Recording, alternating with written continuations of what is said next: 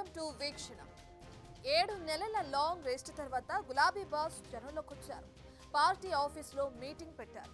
ఇంతా చేసి భవిష్యత్తుపై దిశానిర్దేశం చేస్తారని చాలా మంది గులాబీ లీడర్లు అనుకున్నారు. కానీ కేసీఆర్ మాత్రం తెలంగాణ ఉద్యమ చరిత్ర, బీఆర్ఎస్ పాత్రపై గంటలు మాట్లాడారు. మళ్లీ సెంటిమెంట్ రగిల్చి లాభపడే ఉద్దేశమే తప్ప భవిష్యత్తులో ఏం చేద్దాం, ఎలా ముందుకెళ్దాం అన్న పాయింట్లు లేకుండా పోయాయన్న వాదన వినిపిస్తుంది. ఆత్మస్తుతి, పరనింద, ఇదేనా గులాబీ బాస్ కొత్త సందేశం?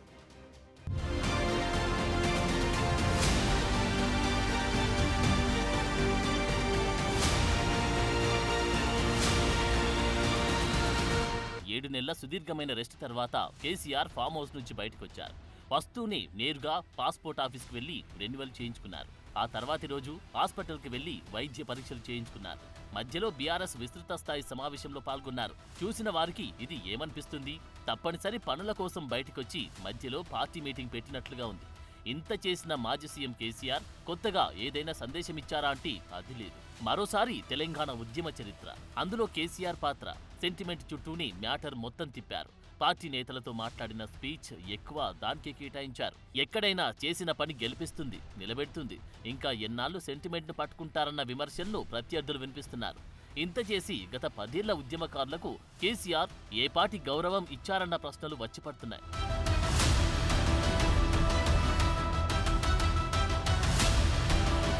బీఆర్ఎస్ భవన్లో ఈ నెల 19న విస్తృత స్థాయి మీటింగ్ పెట్టిన కేసీఆర్ అధికార పార్టీపై చేసిన ప్రతి విమర్శకు ప్రత్యర్థులు కౌంటర్ ఇస్తున్నారు. 10 ఏళ్ల పాలనలో అంతా బాగా చేస్తే అరచేతిలో వైకుంఠం చూపించకుండా మైమరపింపజేస్తే ఎందుకు ఓడినట్లు అన్న ప్రశ్నలకు మాత్రం సమాధానం లేదు. పైగా జనం అత్యాశకు పోయి తులం బంగారం కోసం కాంగ్రెస్ కు ఓట్లు వేశారన్న డైలాగ్ కొడుతూ ఓట్లేసిన ప్రజలదే తప్పు అన్నట్లుగా వ్యవహారం నడిపిస్తున్నారు. 10 ఏళ్లలో జరగనివి ఏడాదిన్నరలోగా జరిగిపోవాలన్న పాయింట్ను పట్టుకోవడం కేసీఆర్ రేంజ్కు సరైనదేనా అన్న ప్రశ్నలు కూడా వినిపిస్తున్నాయి.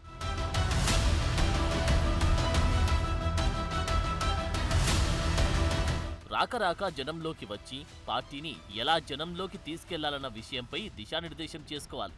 కానీ విస్తృత స్థాయి మీటింగ్లో అలా జరగలేదు. ఏదో అనుకుని ఇంకేదో చెప్పారా అన్న టాక్ ఇంటర్నల్ గా నడుస్తోంది. తమ పాలన బేష్, కాంగ్రెస్ పాలన బేకార్ అన్నట్లుగా మాట్లాడారు. అన్ని రంగాలు పడకేసే అన్నారు.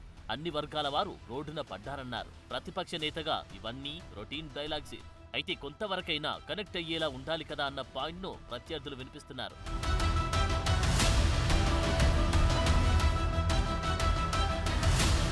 నిజానికి బీఆర్ఎస్ పార్టీ ఇప్పుడు ఏ పొజిషన్లో ఉంది అన్నది కేసీఆర్ చూసుకోవడం లేదా అన్న పాయింట్ కూడా చర్చకు వస్తోంది. నడిపించే నాయకుడు జనానికి దూరంగా ఉంటే నష్టం ఎవరికి అన్నది కూడా ఆలోచించడం లేదా అంటున్నారు. ప్రధాన ప్రతిపక్ష నేతగా అసెంబ్లీకి వచ్చి ప్రభుత్వం ఏవైనా తప్పులు చేస్తే నిలదీయడం, ఎండగట్టడం, సలహాలు ఇవ్వడం వంటివి కూడా చేయకపోతే ఎలా అన్న పాయింట్ కూడా తెరపైకి వస్తుంది. అంతెందుకు కులగణనలో పాల్గొనకుండా తిరిగి ఆ సర్వేపైనే విమర్శలు చేయడం, ఇవన్నీ జనం అబ్జర్వ్ చేసే అంశాలే.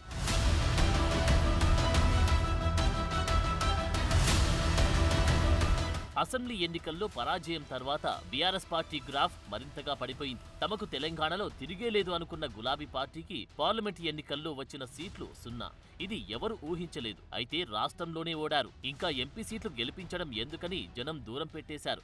ఇప్పుడు ఏకంగా ఆదిలాబాద్, నిజామాబాద్, కరీంనగర్, మెదక్ గ్రాడ్యుయేట్ ఎమ్మెల్సీ స్థానానికి వరుసగా పోటీ పెట్టకపోవడం కూడా వేరే సిగ్నల్స్ ను పార్టీ శ్రేణుల్లోకి, జనంలోకి తీసుకెళ్తోంది. అంతెందుకు ఈ గ్రాడ్యుయేట్ ఎమ్మెల్సీ పరిధిలోనే కేసీఆర్, కేటీఆర్, హరీష్ రావు, కవిత ప్రాతినిధ్యం వహిస్తున్నారు. ఇంత సొంతంగా ప్రాతినిధ్యం వహించే చోట కూడా అభ్యర్థిని పెట్టి తమ స్టామినా ఏ పొజిషన్ లో ఉందో చూసుకోవాల్సిన టైంలో అస్త్ర సన్యాసం ఏంటన్న ప్రశ్నలకు కూడా తాజా మీటింగ్ లో జవాబు రాకుండా పోయింది. బీఆర్ఎస్ టికెట్ వస్తుందని నమ్ముకున్న రవీందర్ సింగ్ లాంటి లీడర్లు ఇండిపెండెంట్ గా నామినేషన్లు వేసుకున్నారు. ఇదేనా గులాబీ బాస్ తమ లీడర్లు, క్యాడర్లకు ఇచ్చుకునే సందేశం?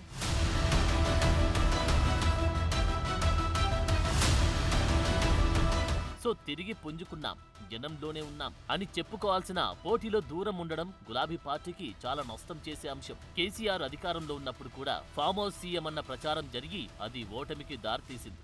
ఇప్పుడు కూడా పార్టీ కష్టకాలంలో ఉన్నప్పుడు అధ్యక్షుడిగా ముందుండి నడపాల్సిన టైంలో ఏకంగా 7 నెలల గ్యాప్ తర్వాత ఫామ్ హౌస్ నుంచి బయటకు వచ్చారు. ఇలా జరిగితే క్యాడర్లో జోష్ పెరిగేదెలా, లీడర్లలో ఉత్సాహం వచ్చేదెలా అన్నది గులాబీ పార్టీలో ఇంటర్నల్ గా జరుగుతున్న డిబేట్. పనిలో పడిగా కాంగ్రెస్ నేతలు కూడా కేసీఆర్ సీజనల్ పొలిటీషియన్ అంటూ ఆయన ఫామ్ హౌస్ లో పర్మనెంట్ గా రెస్ట్ తీసుకుంటేనే బెటర్ అని కౌంటర్లు కూడా ఇస్తున్నారు. ఇలా టీఆర్ఎస్ పార్టీలో కానీ టీఆర్ఎస్ పార్టీ వెనుక ఉందేవరు? ఆనాడు విచ్చలవిడిగా దోసుకున్న కాంట్రాక్టర్లు, ఆ కాంట్రాక్టర్లు దోసుకున్న కొంతమంది ఎమ్మెల్యేలు, కొంతమంది దళారులు తప్ప టీఆర్ఎస్ పార్టీలు ఎవరున్నారు? వచ్చే రాజకీయ ఎన్నికల నాటికి రాజకీయ ముఖ్య చిత్రంలో బీఆర్ఎస్ పార్టీ ఉండదు. కేసీఆర్ని ఉద్యమ నేతకు గౌరవిస్తాము, ఎప్పటికీ గౌరవిస్తాము. శాశ్వతంగా వారు రెస్ట్ తీసుకోవాల్సిందే, ఫామ్ హౌస్లో ఉండాల్సిందే. పని అయిపోయిందనుకున్న పార్టీలు లేచాయి. లేచిన పార్టీలు పడిపోయిన సందర్భాలు చరిత్రలో ఉన్నాయి. అయితే తెలంగాణలో మాత్రం బీఆర్ఎస్ స్పేస్ ను బీజేపీ క్రమంగా ఆక్రమిస్తూ వస్తుంది. అది ఆ పార్టీకి అన్నిటికంటే పెద్ద సవాల్. అలాంటి విషయాలపై దిశానిర్దేశాలు లేకుండా పోవడమే పెద్ద మైనస్ అన్న టాక్ ఆ పార్టీలోనే వినిపిస్తోంది.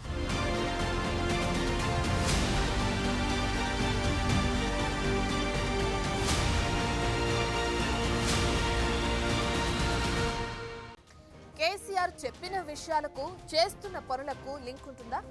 అధికారులతో పని చేయించుకోవటం తెలియదని, ఆర్థిక వ్యవస్థ అస్తవ్యస్తమైందని చెప్పడం ద్వారా కొన్ని సవాళ్లను అధికార పార్టీకి విసిరారు. కేంద్రం నుంచి ఏమీ తేలేదన్నారు. మరి అవన్నీ నిజమా? వాస్తవంలో ఏంటి?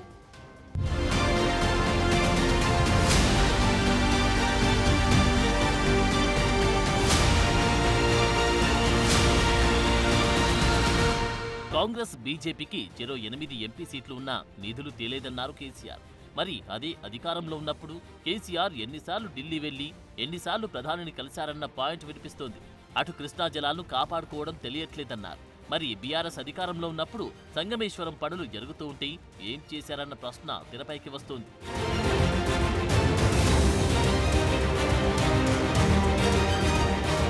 ఎమ్మెల్యేలు పార్టీ మారిన చోట్ల బైపోల్స్ రావడం ఖాయమే అంటున్నారు కేసీఆర్.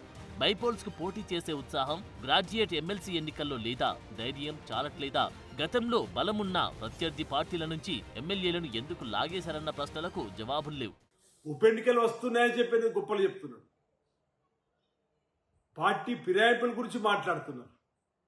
అసలు పార్టీ ఫిరాయింపుల గురించి మాట్లాడే నైతిక హక్కు మీకుందని అడుగుతున్నారు. సుమారు 60 మంది ఎమ్మెల్యేలను, ఎమ్మెల్సీలను, ఎంపీలని మీ పార్టీలో చేర్చుకొని ప్రజాస్వామ్యాన్ని కూని చేసిన మీరు మళ్ళీ ఉప ఎన్నికలు వస్తాయి, మేము గెలుస్తామని చెప్పిన మాట. పార్టీ పని అయిపోయిందని సొంత పార్టీ వాళ్ళే ప్రచారం చేయడంతోనే 10 మంది ఎమ్మెల్యేలు వెళ్లిపోయారని కేసీఆర్ మీటింగ్లో అన్నారు. కానీ అక్కడ జరిగింది నిజంగా ఫ్యాక్టరీనా అంటే కాదన్న జవాబు వస్తుంది. మరోవైపు కేసీఆర్ పవర్లో ఉన్నప్పుడు కేంద్రంతో అంటి ముట్టనట్లు ఉండి ప్రధాని మోడీ రాష్ట్రానికి వచ్చినా కనీసం వెళ్లి కలవకపోవడం, అలకపాన్పు ఎక్కడం, ఎడమొహం పెడమొహం అన్నట్లుగా డీల్ చేయడం ఇవన్నీ జరిగాయి. కేంద్రంతో గట్టిగా కొట్లాడలేదు, అడగాల్సినవి అడగలేదు, ఫాలో అప్ చేయాల్సినవి చేయలేదు. మరి వచ్చేవి ఎలా వస్తాయన్న ప్రశ్నలకు జవాబు లేకుండా పోయింది. ఒక అపోజిషన్ లీడర్ గా ఎన్నుకుంటే మీరు రోజు అసెంబ్లీకి వచ్చి అసెంబ్లీలో ఇక్కడ ప్రభుత్వం చేస్తున్నటువంటి పనులను ఒక పెద్ద మనిషిగా, ఒక అపోజిషన్ లీడర్ గా ప్రజల సమస్యల మీద చర్చించాల్సింది పోయి అప్పుడప్పుడు ఏమంటారు పున్నమి నాడు పౌర్ణమి నాడు వచ్చినట్టు మీరు వచ్చి ఈ యొక్క కార్యకర్తలను ఉత్తేజపరిచేటువంటి కార్యక్రమము చేస్తుర్రు. దానివల్ల ఏమి ఒరిగేది లేదు. ఇంత చేసి తాజాగా విస్తృత స్థాయి మీటింగ్లు గులాబీ బాస్ బీజేపీపై ఒక్క మాట కూడా మాట్లాడలేదంటున్నారు. ఇంతకు ముందు కూడా బీజేపీని పెద్దగా టార్గెట్ చేయడం లేదు. బీజేపీ ఇప్పుడు బీఆర్ఎస్ కు డేంజర్ గా మారింది. బీఆర్ఎస్ ఓటు బ్యాంకు బీజేపీకే వెళ్తుంది. పార్లమెంట్ ఎన్నికల్లోని ఇది క్లారిఫై అయింది. అలాంటప్పుడు బీజేపీ విషయంలో సాఫ్ట్ గా ఉంటే ఇంకా సమస్యలు ఎదురవుతాయి. కానీ కేసీఆర్ మాత్రం బీజేపీని టార్గెట్ చేసే పరిస్థితిలో కూడా లేరంటున్నారు. అంతెందుకు ఉత్తర తెలంగాణ జిల్లాల గ్రాడ్యుయేట్ ఎమ్మెల్సీ ఎన్నికల్లో పోటీ పెట్టకుండా బీజేపీకి పరోక్షంగా సపోర్ట్ ఇస్తున్నారన్నది కాంగ్రెస్ నేతల విమర్శ.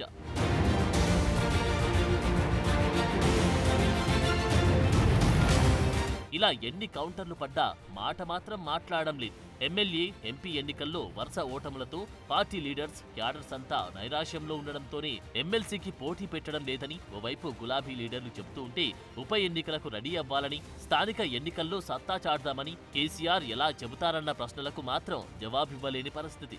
మా ప్రకారంగా దీన్ని డెఫినెట్గా మన పార్లమెంట్ ఎన్నికల్లో అసెంబ్లీ ఎన్నికల్లో ఓడిపోయినాం, కొంత నిరాశ నిస్పృహలో ఉన్నాం, మేము ఓటర్ నమోదు కార్యక్రమంలో పాల్గొనలేదు. ఉన్న విషయాలు చెప్తున్నా, దీని మొహమాటం లేకుండా. పరిస్థితి చూస్తుంటే పోటీ చేయకపోయినా పర్వాలేదు, ఓడినా పర్వాలేదు, కానీ అధికార పార్టీ మాత్రం గెలవద్దు. ఇప్పుడు గులాబీ నాయకత్వం ఇదే కాన్సెప్ట్ తో పనిచేస్తుందా అన్న డౌట్లు కూడా వస్తున్నాయి. సో ఫైనల్ గా కేసీఆర్ రాజకీయ వ్యూహాలను తక్కువగా అంచనా వేయడానికి లేదు, అలాగని సీరియస్ గా తీసుకోవాల్సిన పని కూడా లేదన్నది ప్రత్యర్థుల మాటే. ఎందుకంటే ఆ వ్యూహాలకు కాలం చెల్లిపోయిందంటున్నారు. ఎన్ని చేసినా కథ మారదని గుర్తుకు చేస్తున్నారు. అయినా ఆశ ఉంటుంది కదా.